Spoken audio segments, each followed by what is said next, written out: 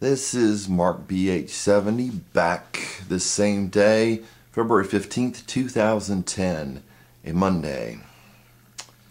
I'm looking over here and the sky is kind of gray, and my cilantro is going to do a whole lot better when it starts to warm up here in the northern Midwest. We could take a trip to Canada. It'd be a day trip. We're that far north. So doing Proverbs. A glimpse of Proverbs. That means I'm not going to go over the whole thing. But, you know, some parts people like and some parts people don't like. The beginning starts out and then it kind of gets to a point where people don't want to hear. You know, it gets kind of... It just not interesting. Chapter 2, Chapter 3 people won't get into. I probably won't do too much of that. So there we go. Got Proverbs there. Proverbs of Solomon, which connect right into the Song of Solomon. Same type of thing. This is the Holy Bible. It's considered, well, the New American Standard is considered the most accurate, or was considered the most accurate. This is the New American, or the revised New American Standard Bible. So I'm assuming it's the only one I could get. I couldn't get New American Standard. I don't think they make them anymore, or the updated New American Standard Bible. So, just as something to throw out there, I know a lot of people out there hate me, and they hate one another, but they particularly hate me. And now that I'm public, the government is like you. They don't like what I do on video any more than you do. So I've learned that the government really thinks that people that, well, I mean, as I forget who it was a woman. I forget who she was, but she said, you know, people that believe in the second coming of Christ are supposed to be like terrorists. They're supposed to be, who was that? I'll say Nancy Pelosi, but I don't think it was Nancy Pelosi. It was one of the government departments. Said, you know, people that believe in the second coming of Christ, people that own guns. I own no guns because I thought it would be dangerous to own a gun because the government doesn't like that. But, you know, this kind of Christianity type stuff where it's serious is maybe the best way I can explain it to you. You know, whether it's where, you know, Christ, Paul says, who is your life, that kind of commentary the government doesn't appreciate. And they feel the same way you do. You want to go to your churches and wear your crosses and do the religious hubbub without really getting into it. So let's get into it. Proverbs of Solomon, son of David, king of Israel. That's this part right here. Chapter, oh my goodness. Chapter 1. I'm starting out right at the top of that where the 1 is. The Proverbs of Solomon, the son of David. Proverbs of Solomon. I'm forgetting well what Solomon meant. Peace or something. I think it's related to shalom. I think Solomon means peace or something like that. Peace of something, peace, something, peace. So the Proverbs of Solomon, the Proverbs of peace. So they don't translate the Bible for us. They said, we're not going to translate the word Solomon. Solomon has peace, has something to do with peace, related to shalom. It's pronounced differently in Hebrew. I believe it's pronounced shlomo. The son of David, that's the son of love. The Proverbs of peace, the son of love, king of Israel. King of he who wrestles with God. That's what Israel means, wrestle, or he wrestles, El, with God. To know wisdom and instruction. Verse 2. To discern the sayings of understanding. To receive instruction. To know wisdom and instruction. What to do, know to get the instructions, and to know, you know, what about insight or wisdom? That's the first part of it.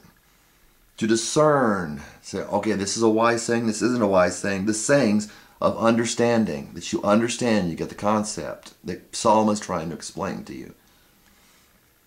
To receive instruction is saying, okay, so you know wisdom and instruction, you know the insight, and you know, and there's some deaf people, I know that's insight or wisdom, I believe, is their symbol. To know wisdom and instruction, you know, to know you got the instructions, and to receive instruction in wise behavior. Righteousness, see, notice you're not separating wisdom from righteousness. Receive instruction in wise behavior, righteousness.